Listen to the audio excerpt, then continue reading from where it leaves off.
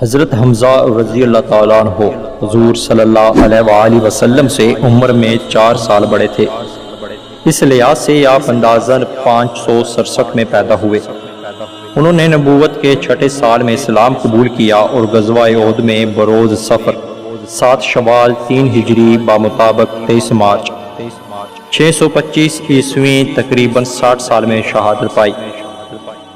آپ رضی اللہ تعالیٰ عنہ حضور صلی اللہ علیہ وآلہ وسلم کے حقیقی چاچا تھے۔ آپ کی والدہ خالہ بنت احیب حضور صلی اللہ علیہ وآلہ وسلم کی والدہ سیدہ آمنہ بنت وہب کی چاچا زاد بہن تھی۔ اس نسبی تعلق کے علاوہ حضرت حمزہ رضی اللہ تعالیٰ عنہ حضور صلی اللہ علیہ وآلہ وسلم کے رضائی بھائی بھی تھے، یعنی ابو لہب کی لونڈی حضرت صوبیہ رضی اللہ تعالیٰ عنہا نے دونوں کو دودھ پلایا تھا۔ شمشیر زنی، تیر اندازی اور پہلوانی کا شوق بچپن ہی سے تھا۔ نیز سیر و شکار سے بھی غیر معمولی دلچسپی تھی۔ ان کے ذہنی انقلاب کی تفصیل یہ ہے کہ ایک روز حضرت حمزہ رضی اللہ تعالیٰ عنہ حسب معمول شکار سے واپس آتے ہوئے جب کوہ صفا کے پاس پہنچے تو ایک لونڈی نے کہا، ابو ہمارا کاش تھوڑی دیر پہلے اپنے بھتیجے محمد کا حال دیکھتے۔ وہ خانہ کعبہ میں اپنے مذہب کا واز کر رہے تھے کہ ابو جہل نے سخت گالیاں دی اور بہت بری طرح ستایا، لیکن محمد صلی اللہ علیہ وآلہ وسلم نے کچھ جواب نہ دیا اور بے بسی کے ساتھ لوٹ گئے۔ یہ سنتے ہی حضرت حمزہ رضی اللہ تعالیٰ عنہ تڑپ اٹھے، تیزی کے ساتھ خانہ کعبہ کی طرف بڑھے اور وہاں پہنچ کر سیدھے ابو جہل کے پاس گئے اور اس کے سر پر اس زور سے کمان ماری جس سے وہ زخمی ہو گیا۔ یہ منظر دیکھ کر بنی مخزوم کے کچھ آدمی ابو جہل کی مدد کو دوڑے اور حضرت حمزہ رضی اللہ تعالیٰ عنہ سے کہا، شاید تم بھی بد دین ہوگے۔ آپ رضی اللہ تعالیٰ عنہ نے فرمایا، جب اس کی حقانیت مجھ پر ظاہر ہوگی تو کون سی چیز اس سے باز رکھ سکتی ہے؟ ہاں، میں گواہی دیتا ہوں کہ محمد صلی اللہ علیہ وآلہ وسلم خدا کے رسول ہیں۔ جو کچھ وہ کہتے ہیں حق ہے، خدا کی قسم اب میں اس سے پھر نہیں سکتا۔ اگر سچے ہو تو مجھے روک کر دیکھ لو۔ ابو جہل نے کہا، ابو عمارہ کو چھوڑ دو، خدا کی قسم میں نے ابھی اس کے بھتیجے محمد صلی اللہ علیہ وآلہ وسلم کو سخت گالیاں دی ہیں۔ یہ واقعہ اسلام کے اس زمانے کا ہے جب حضور صلی اللہ علیہ وآلہ وسلم خانہ ارقم میں پناہ گزین تھے اور مومنین کا حلقہ صرف چند کمزور و ناتواں ہستیوں پر محدود تھا، لیکن حضرت حمزہ رضی اللہ تعالیٰ عنہ کے اضافے سے دفعتاً حالت بدل گئی اور کفار کی مطلق العنان دست رازیوں اور اظہار ثانیوں کا سدباب ہو گیا، کیونکہ ان کی شجاعت و جانداری کا تمام مکہ لوہا مانتا تھا۔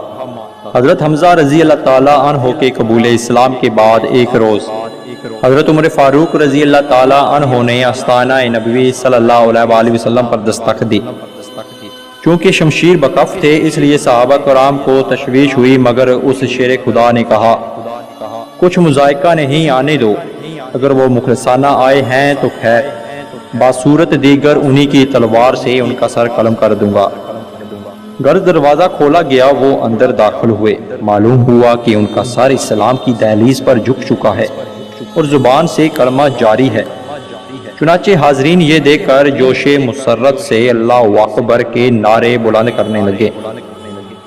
جب رمضان المبارک میں بدر کا عظیم و شان معرکہ پیش آیا تو کفار کی طرف سے عتبہ، شیبہ اور ولید میدان میں نکلے اور ان کے مقابلہ پر مسلمانوں کی طرف سے چند انصاری نوجوان آگے بڑھے، لیکن عتبہ نے پکار کر کہا، محمد صلی اللہ علیہ وآلہ وسلم، ہم نہ جنسوں سے نہیں لڑ سکتے، ہمارے مقابل والوں کو بھیجو۔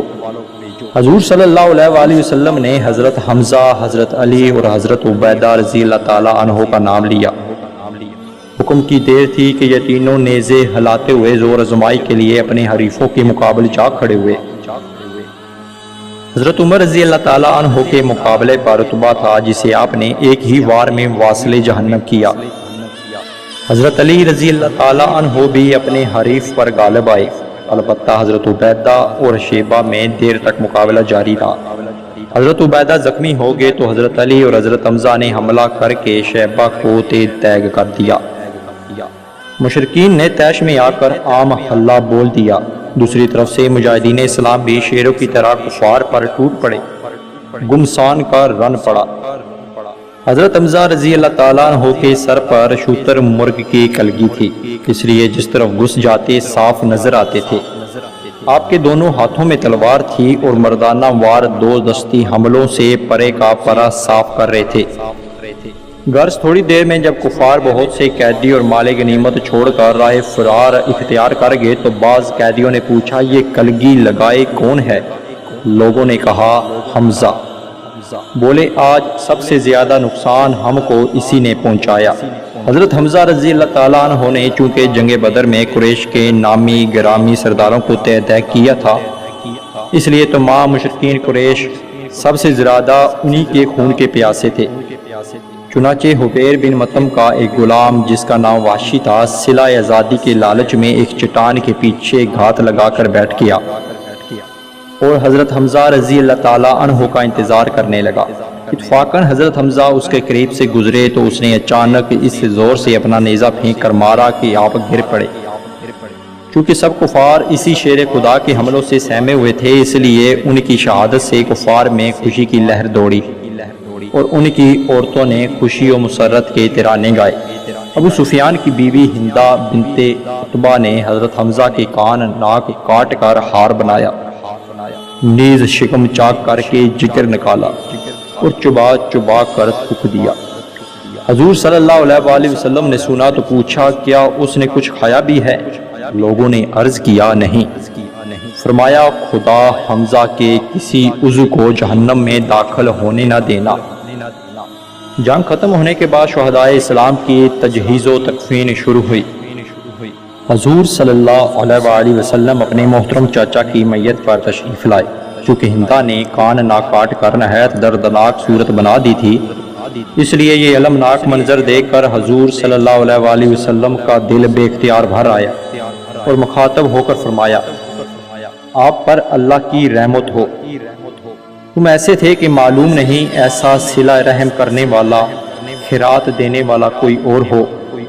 اگر صفیہ اپنے دل میں رنج نہ کرتی تو میں انہیں چھوڑ دیتا کہ چھپائے خوراک کھا لیتے اور وہ پرندوں اور درندوں کے پیٹوں سے اٹھائے جاتے۔